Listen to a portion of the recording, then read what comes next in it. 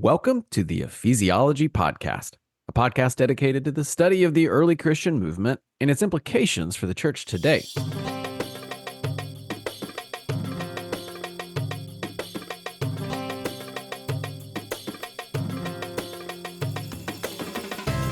Today, as always, we have Michael, our resident ephesiologist, and I'm Andrew Johnson in Houston, Texas.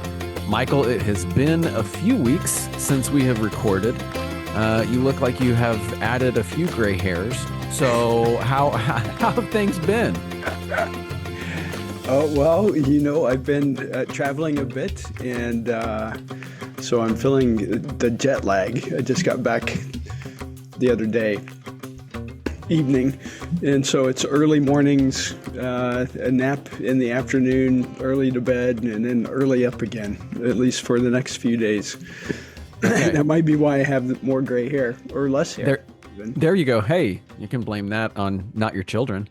So then for you, in your experience, are you a day for every hour the time zone is different? Or have you figured out the concoction to kind of beat that a little bit? You know what? You would think, as much traveling as I've done over the years, that I would have figured this out. But I don't remember when it was, a couple of years ago, I thought, you know what? If I get tired, I'm going to sleep.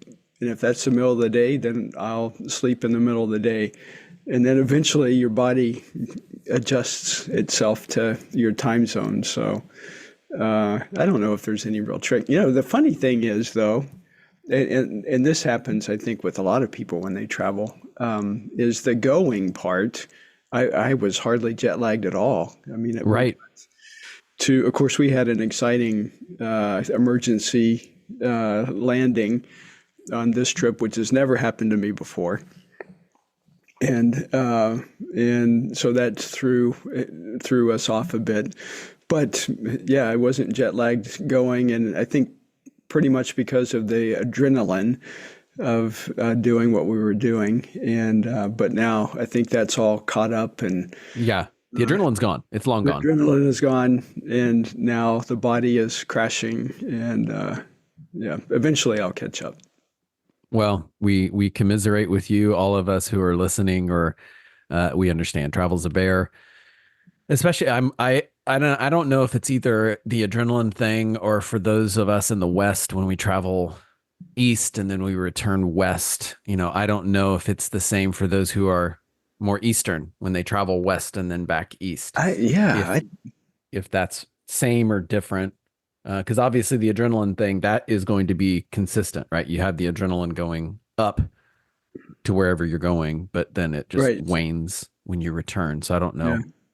Yeah. For me, it has never mattered because I've traveled both directions, and it's usually wherever I'm going, the adrenaline is up, and so I'm able to adjust fairly quickly, sleep decently, and motor through. But it's the coming back that is always the bear. Now, you were traveling. You were not just sightseeing. You were not just going abroad just to see some pretty things and pretty places. What was the nature of the trip? Now, we'll actually break it down in a future podcast, so I'm not asking for the full breakdown, but why were you traveling? Yeah, well, this was a research trip that I have been working on, and we took a group of students to Asia Minor to do some archaeological research on early Christianity. First, I'm particularly interested in, as everybody knows, because that's what this podcast is about most of the time, about the first, second, and third centuries of the church. And so we gosh, I can't even tell you now how many cities we visited. 10, I think, maybe 11 cities in 10 days.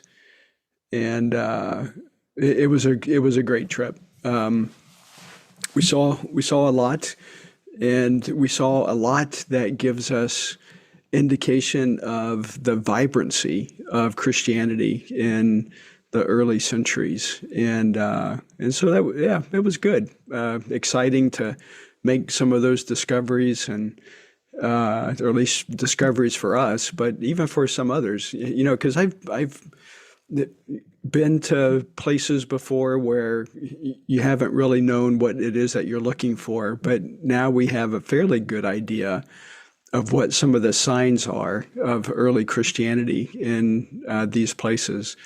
And so looking for those and even discovering others that we didn't expect was just fantastic, and confirming that some that we had seen before, but it questioned whether or not this was really an indication of the existence of Christianity, and then walking away with confirmation that indeed it was. So that was exciting to see.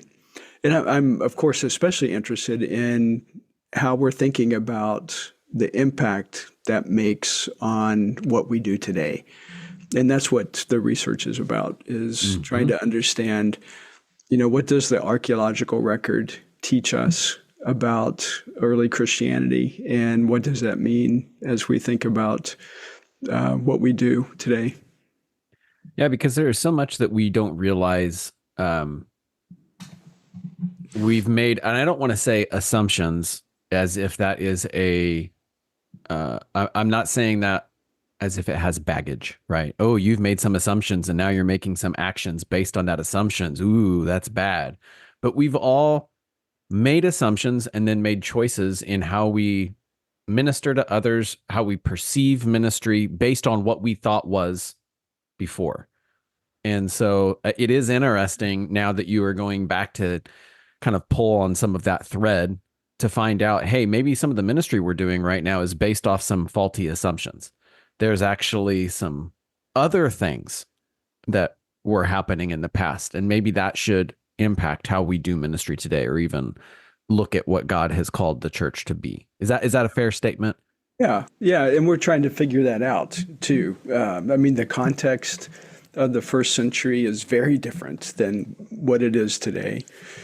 And first, second, third century, that time period is very different than today. There are perhaps some similarities, and we might draw some parallels, but there's not a equivocation that we can make to that time. Not one-to-one. Our time is not one-to-one.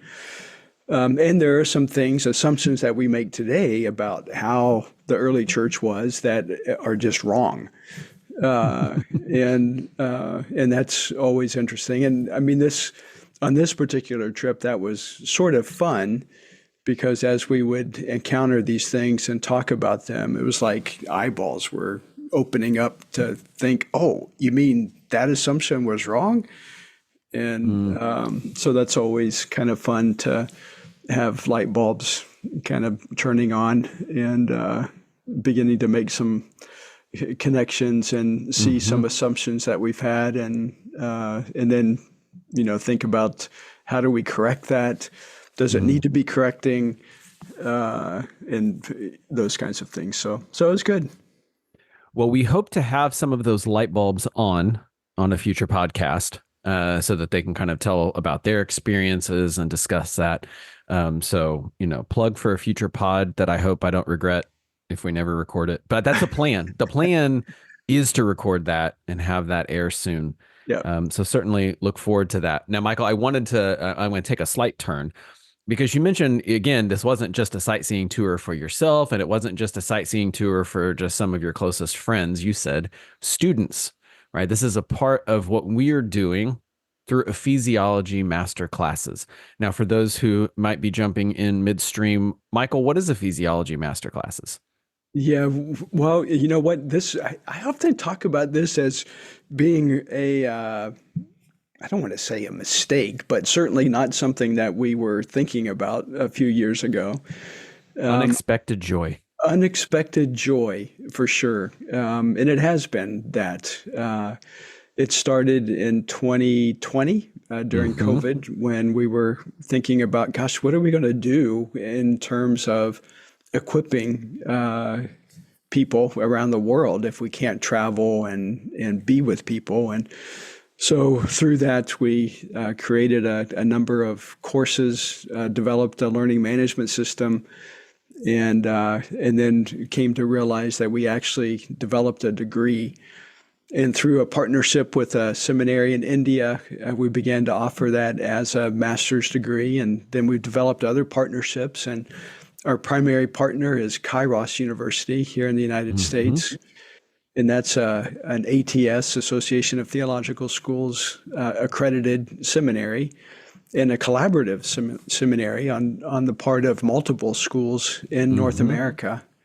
And that's just been a wonderful partnership for us to offer not only master degrees, but master of divinity, doctor of ministry, and PhD degrees. Mm-hmm. And so we have students on all of those right now, and they come from every walk of life. Is that the correct way to say that? I mean, we have people that are in full-time employment in both in ministry and in other vocations. Everyone, though, wherever they are really deeply passionate about engaging their context with the message of Christ. And so that's been a lot of fun to interact with those people from really all over the world. I mean, we have students from everywhere in our degree programs. But we also, as you know, have a number of courses that are free. And so we have probably 1,200 student accounts that these students are mostly taking our free courses. And so Which is a good thing. The goal was equipping. It's happening. Yeah. Yeah. It's a wonderful thing. Yeah, for sure. And that it is exciting to think that we're able to offer these things to the global church and to be a service to the global church. And so, yeah, so that's been fun. You've been a part of that, of course, and developing a course and being a student as well and a participant and all of those things. And so it's been a lot of fun to be able to do this together. Mm-hmm.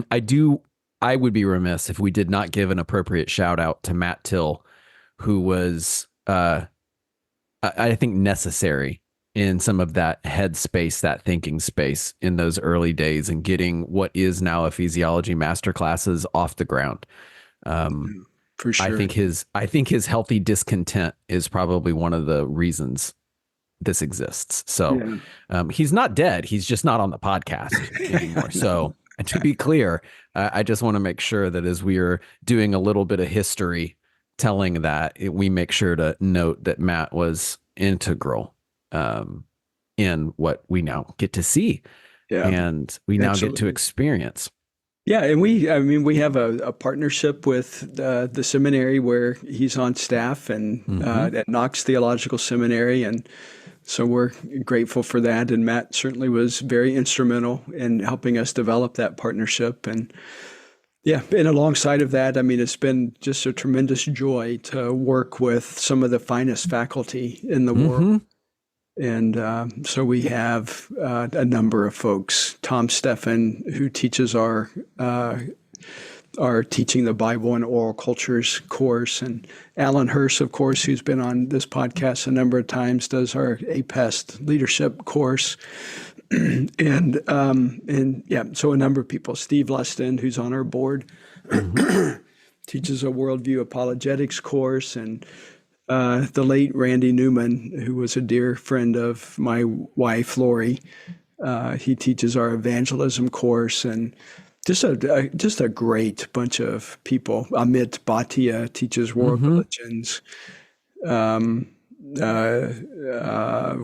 Farah teaches our Foundations for a Missiology of Movements course.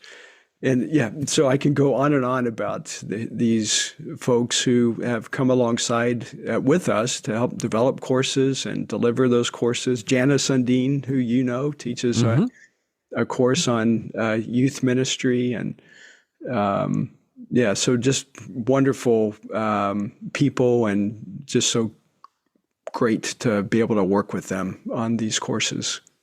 Now, we have Ephesiology masterclasses. We, again, like you said, we accidentally stumbled into a seminary model with online theological education.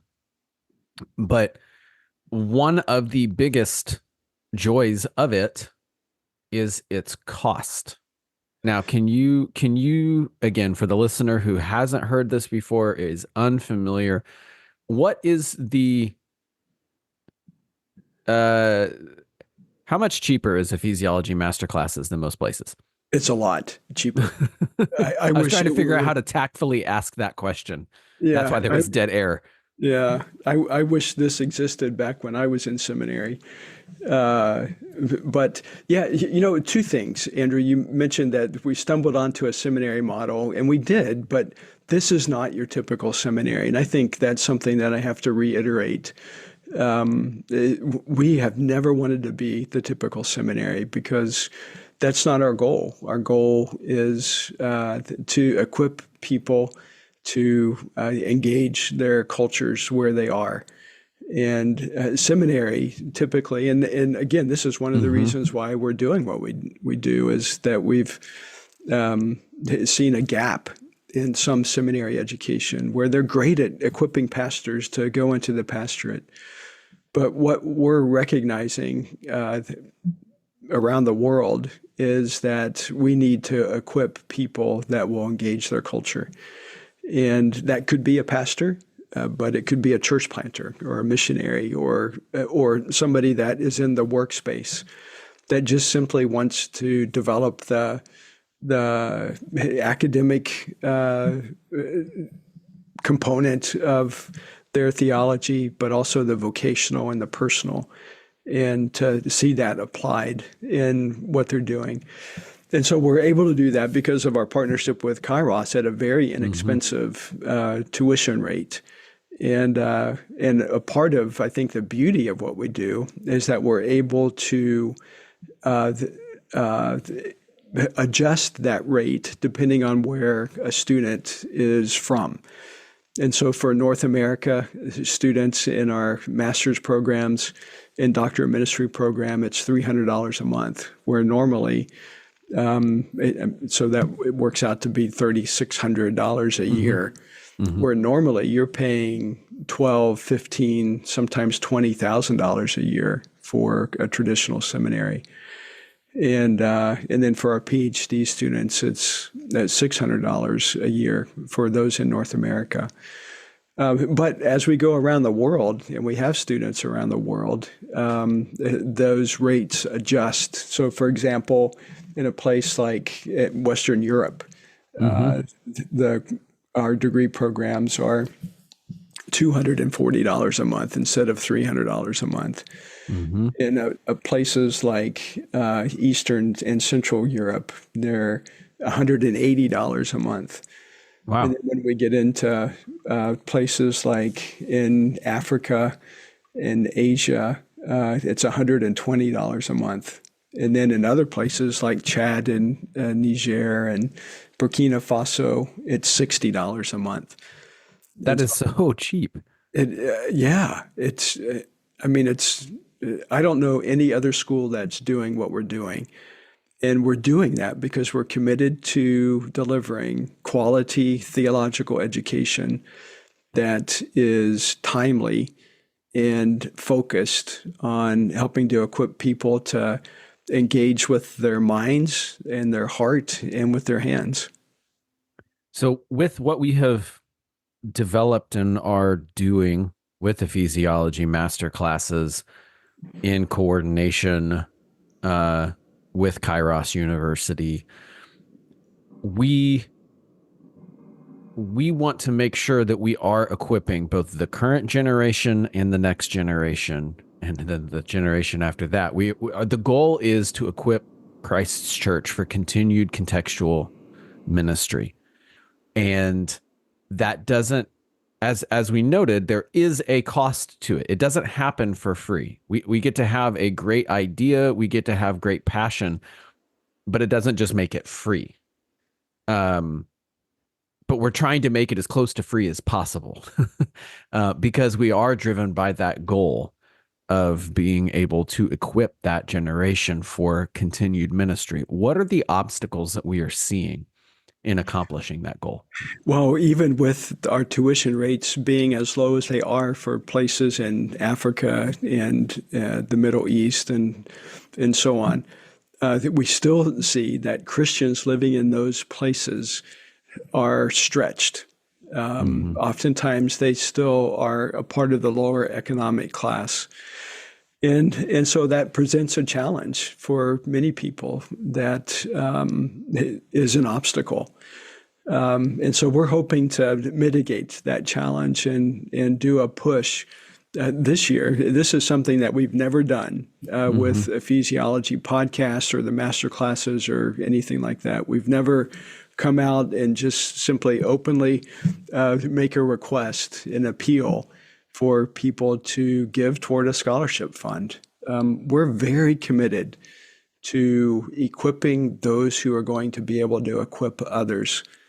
And so we've established a scholarship fund to provide PhD, a Doctor of Philosophy, scholarship for students in places like Tanzania and Malawi, Kenya, India, and Nepal. And we want to help educate and equip those who are going to be educating and equipping the future leaders in those countries. And again, I want to make sure that that was heard. What you said was that we've opened up this new effort to gain funds for PhDs so that they can educate those who are in their country. The goal isn't just can we get people educated here and now?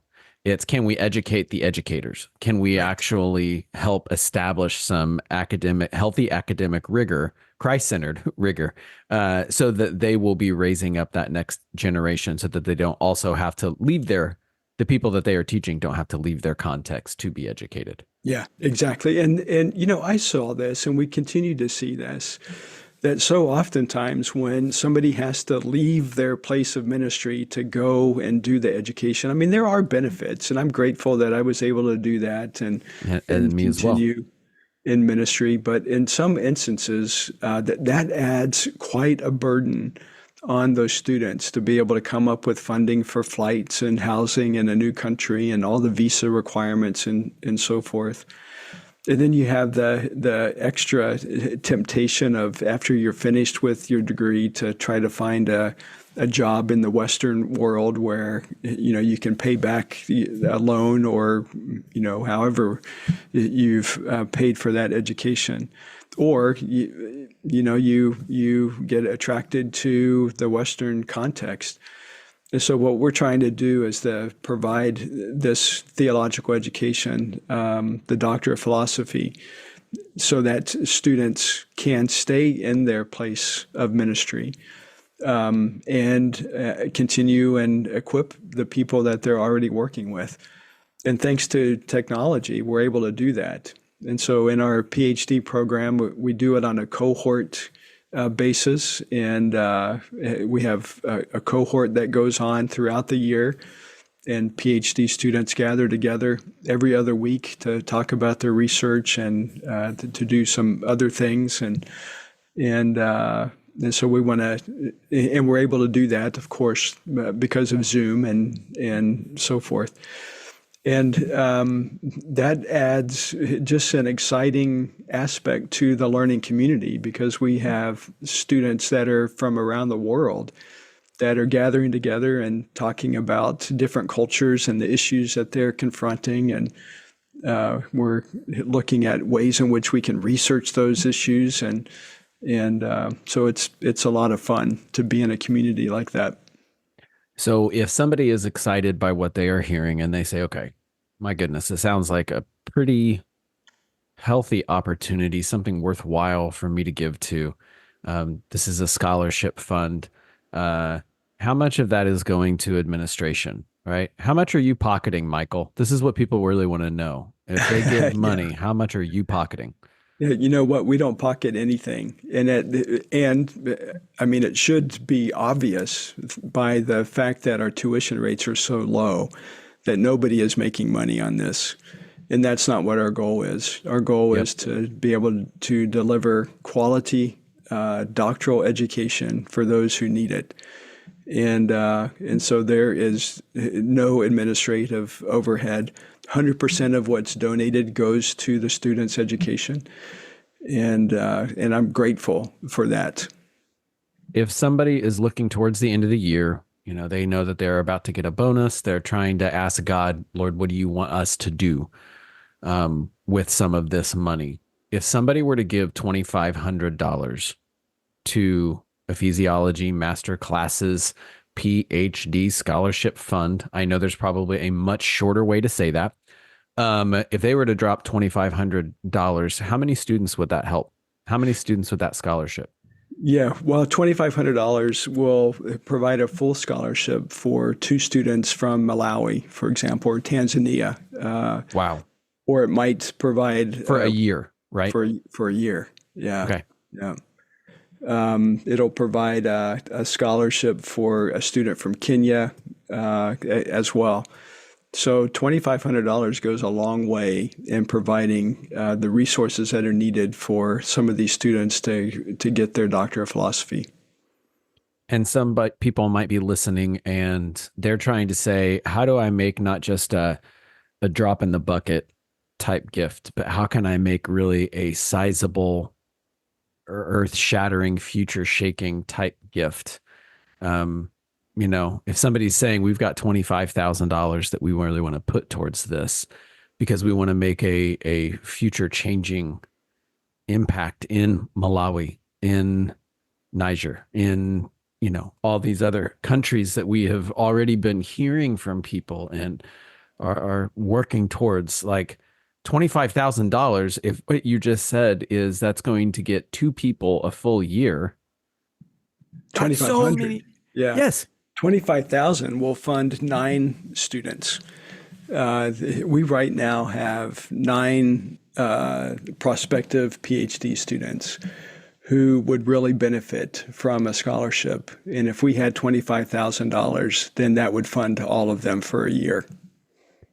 And I will say this offline. I have been really trying to push Michael to making this clear ask. So I will make the clear ask. I would love it if we could get this scholarship fund up to 100,000. I would love it if people were so excited by what God is already doing through Ephesiology master classes with the vision of raising up PhD students who are able then to continue to raise up future leaders in their context. $100,000 would go so far. And the thing is, we already have students in line who would benefit from that. Yeah, we certainly do.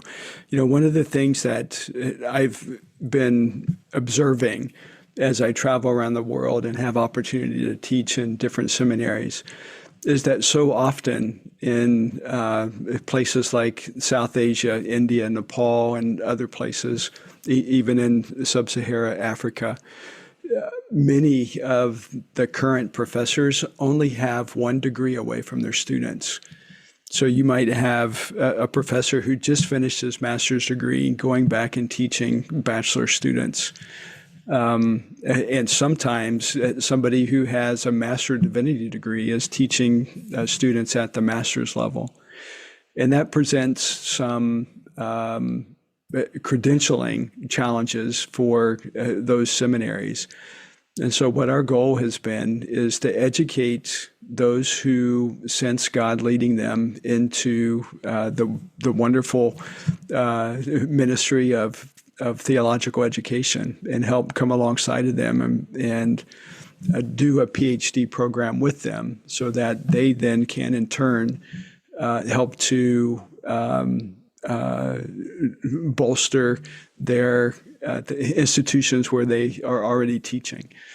So yeah, a $25,000 gift would be absolutely incredible, and a $100,000 gift, you would have to pick me up off of the floor. Well, we'll see what the Lord does. We'll see what the Lord does. We are recording this podcast and certainly putting it out there to do an ask like we've never done. And if you are listening, prayerfully consider, how can you help? What might you be able to give towards this? If the Lord stirs your heart, if he has captured your mind with this vision, Michael, where would somebody go to actually make good on taking a step towards the scholarship fund? How can they give?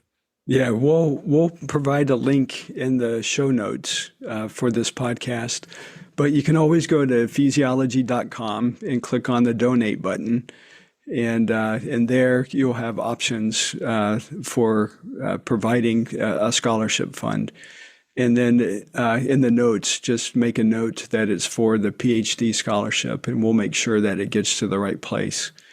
And yeah, and we would be very grateful. We're entering into Thanksgiving now. It's hard to believe that it's going to be next week already. This year just seems to have flown by. And yeah, I know there will be many people around the world that would be so grateful for somebody to come alongside of them and say, hey, you know what, we want to fund your education for this next year. And I can assure you that I know who these students are. I've walked with them. I've conversed with them. In many instances, I've been in their countries, if not their homes.